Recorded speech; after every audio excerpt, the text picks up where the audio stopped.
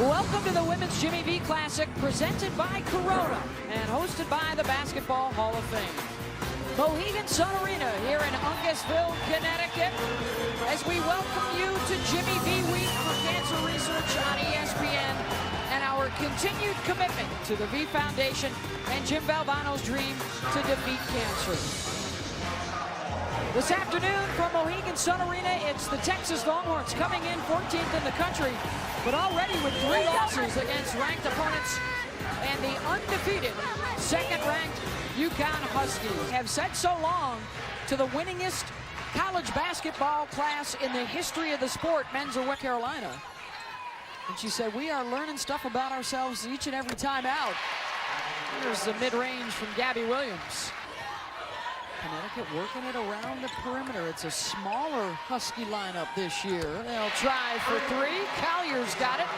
Playing with a couple of fouls. Texas has been able to bother her thus far defensively. Samuelson feeding Williams, running the floor for the lay-in. This is Natalie Butler. And Dangerfield, she'll try for 3 and knock it down. Nurse, the spin. Collier trying to beat the buzzer, and she does. Out of the state of Tennessee, Gino's first recruit down there in hostile territory. And the triple is good from Kia Nurse. Kia Nurse has scored the last 7 in a row for Connecticut. They're on a run, and Collier will add to it. For a UConn team that has already challenged itself with the tough start to the season, they've got more ranked opponents coming this month. As Butler hits inside.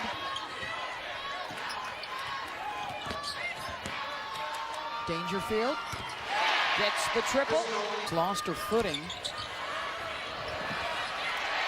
Butler doing a nice job on the O boards. Gets him another chance.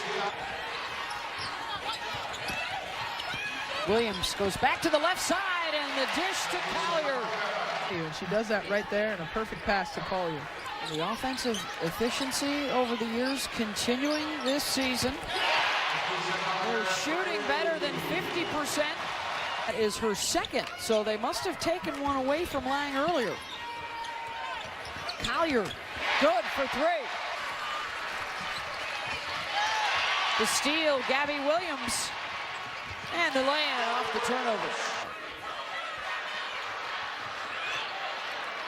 Nurse, uncontested 3. She's 5 for 7. And when she's touched it, she's been dominant. And instead, it's Samuelson for 3. Across the country to see her. She had 20 points today in their win against Valparaiso. But